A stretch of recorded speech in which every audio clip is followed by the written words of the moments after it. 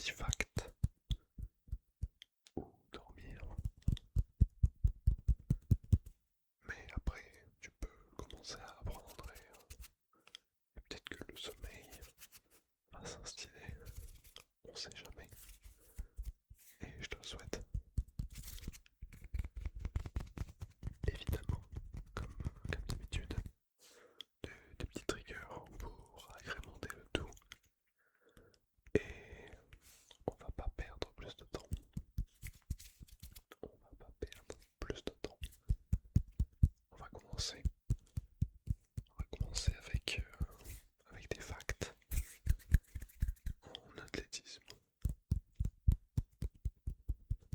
On va, on va aller du côté du lancer de javelot de poids de disque. Et je vais vous demander si vous connaissez le poids de chaque objet.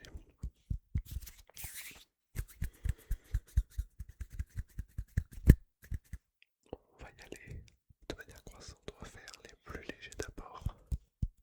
Donc, le javelot. Et pour agrémenter le tout, ça sera du tapping et des bruits de bouche. Pendant que je vous laisserai réfléchir. Donc on est parti avec le javelot. Savez-vous le poids d'un javelot? Il y en a deux. Un poids pour les hommes et un poids pour les femmes. Je vous laisse réfléchir. Je vous laisse réfléchir. Je vous laisse une minute.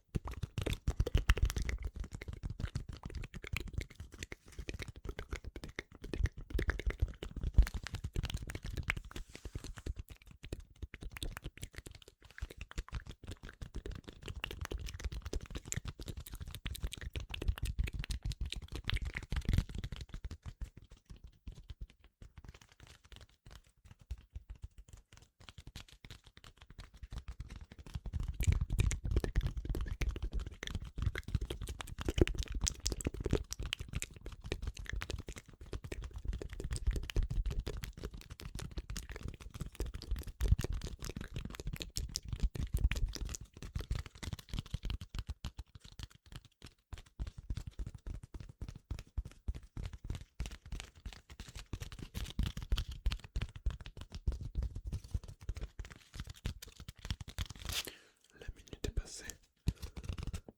Enfin, je crois. Donc, voici les résultats. Pour un javelot, pour les hommes, le poids est de 800 grammes. Et pour les femmes, celui-ci est de 600 grammes. On peut passer à la deuxième étape, les disques. Les disques. Les disques. Les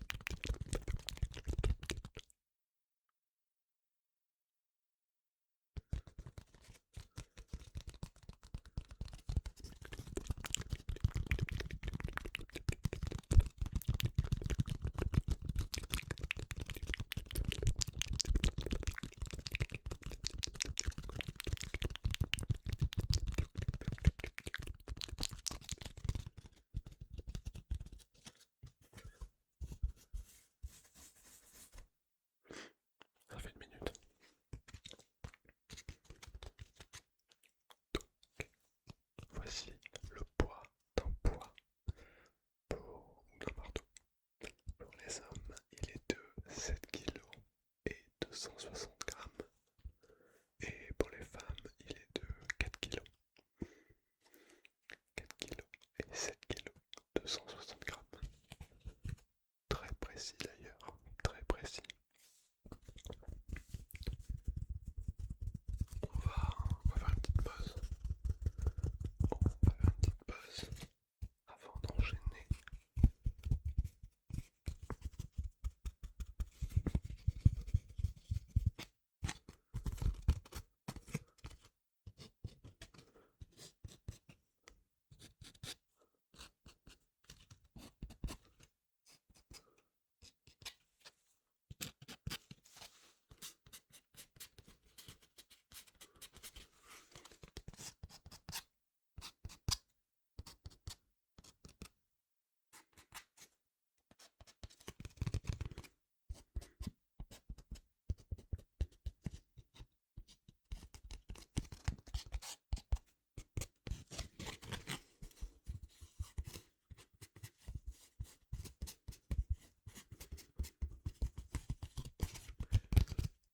Ok. Est-ce que vous connaissez le nom de la terre humide après la pluie? C'est une odeur que j'adore. Et en plus, ça a un nom. Et ça, c'est fou.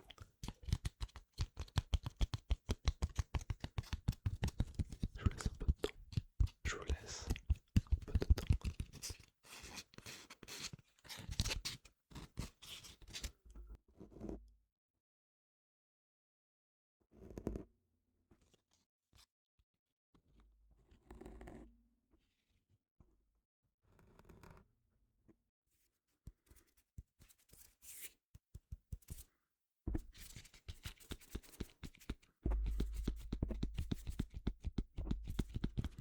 Ok. Le nom de la terre humide après la pluie, on appelle ça pétrichor. On appelle ça pétrichor. Cette bonne odeur de terre humide, c'est du pétrichor.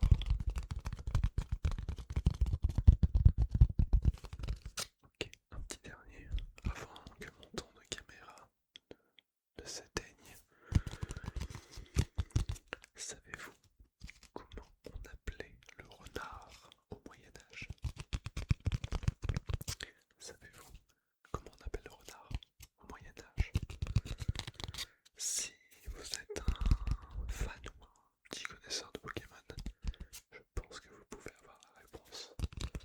Il faut penser à un prénom de Pokémon qui ressemble à un renard.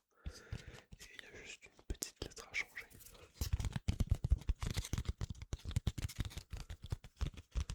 Je vous laisse quelques secondes. Je vous laisse quelques secondes.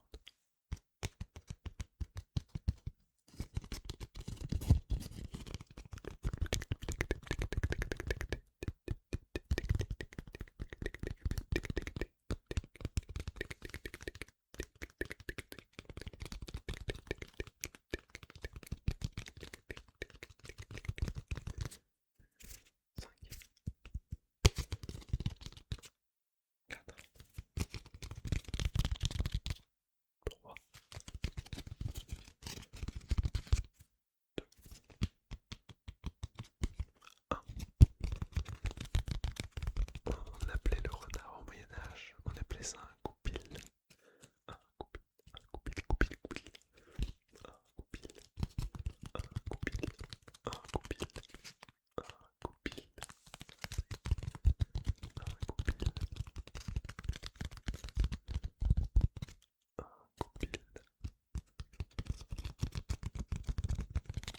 un goupil, un goupil.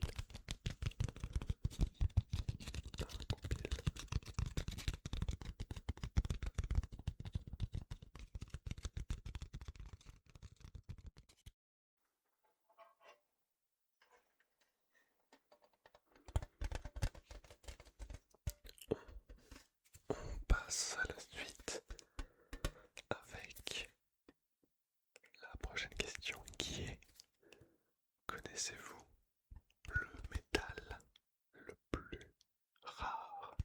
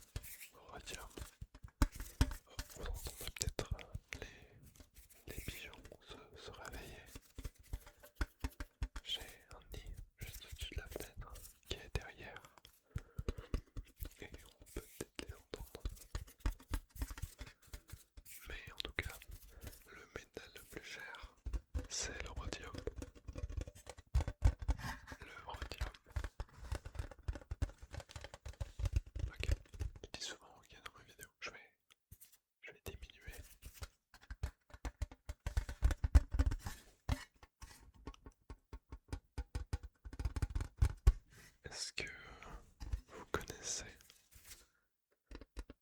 le nom de l'étude scientifique de la neige et de tout ce qui est associé à la neige, et enfin de tous ces phénomènes de ça?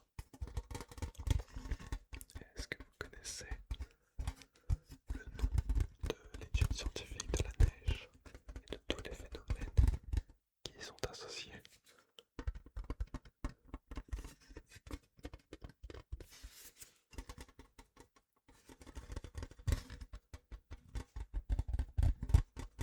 Je vous laisse une petite minute. Je vous laisse une petite minute.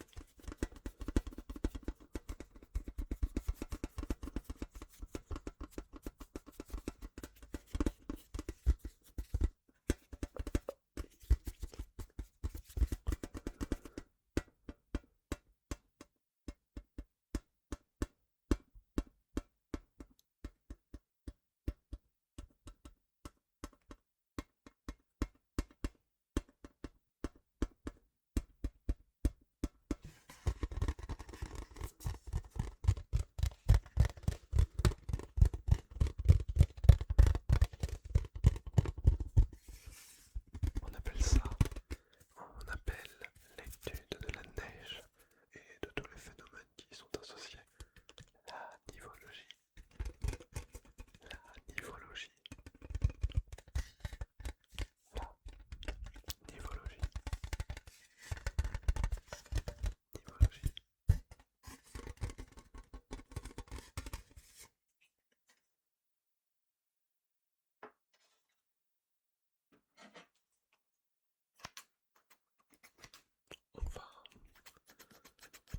On va partir du côté de la culture parce que je vais vous demander comment est-ce qu'on nomme la culture de l'érable et, et la transformation des produits qui y sont associés.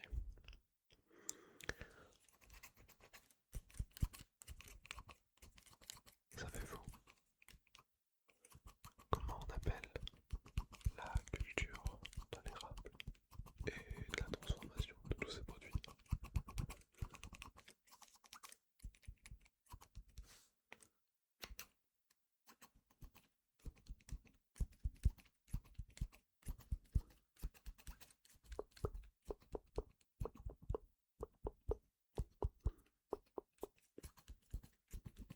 Faut que je vous fasse une vidéo setting and breaking the pattern. J'adore. Chaque fois j'en fais, mais j'ai jamais pensé à faire une vidéo entière sur ça. Enfin bref, c'est pas le sujet. Mais du coup, je vous laisse 10 secondes pour encore réfléchir.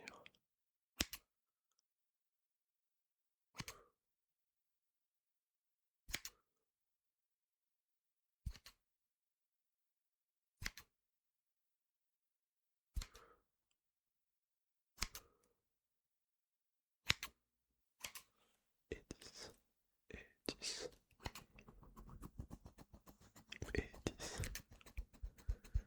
Donc, la culture de l'érable et de tous les produits qui sont associés, donc la transformation des autres produits qu'on peut faire avec un érablier, avec de l'érable. On appelle ceci la sériculture. On appelle ceci la sériculture.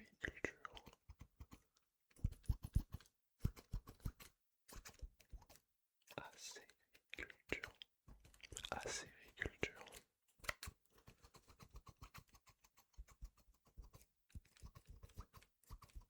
On peut donc passer à notre avant-dernier fact. Savez-vous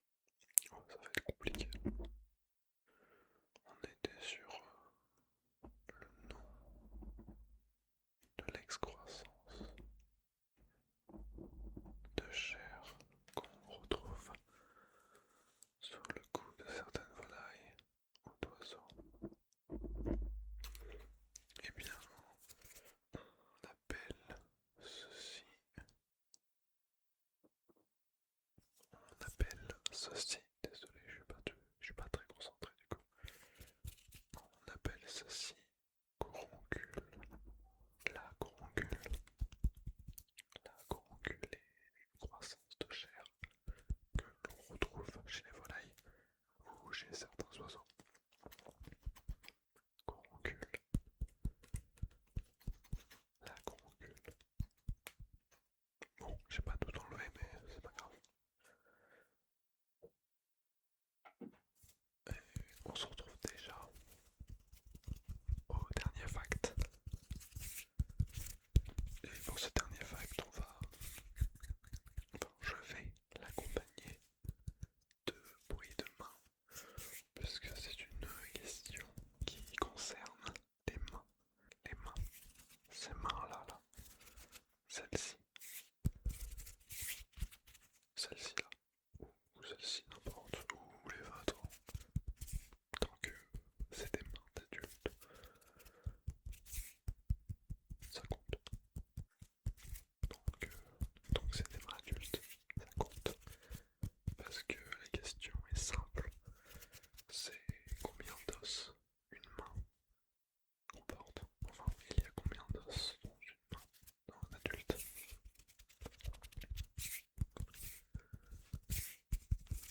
Vous avez le temps. C'est la dernière, c'est la dernière, c'est la dernière. Donc on va prendre du temps. On va prendre du temps pour répondre et pour bien profiter. C'est la dernière. C'est déjà la dernière.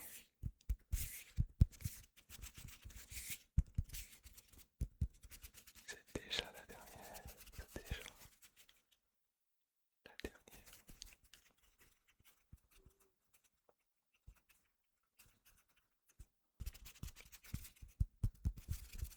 Les mains. Les mains. Cet outil quelque peu incroyable que sont les mains. Combien nous avons d'os dans nos mains? Ces mains où la lumière du fond a changé alors que je n'ai rien touché. Bizarre.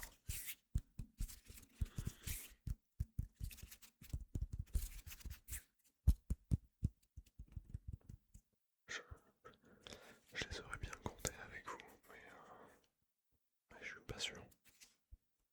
Ouais, je suis pas sûr de leur position. Ça va être un peu compliqué.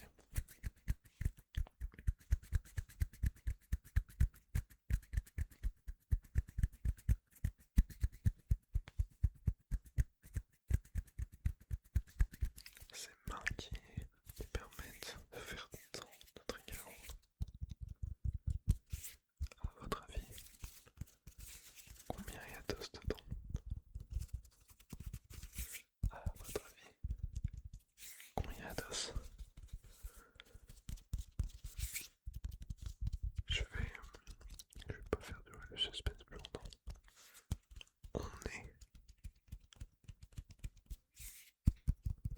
On est sur 27 os.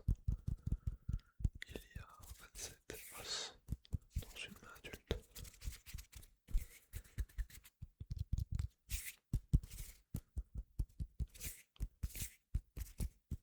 Et voilà. Et voilà. Vous venez d'apprendre 10 facts de plus. Et ça c'est beau. Et ça c'est beau. Ou alors vous venez de vous endormir. Et je crois que c'est encore plus beau. Ça c'est une petite vidéo culture G. J'adore ça, j'adore ça. J'espère que vous aussi. Bref, il est temps pour moi de vous laisser. Il est temps pour moi de vous souhaiter une bonne semaine. Pour les chanceux, une petite semaine de 4 jours, ça va passer si vite. Et pour ceux qui ne peuvent pas en profiter, force, honneur, évidemment.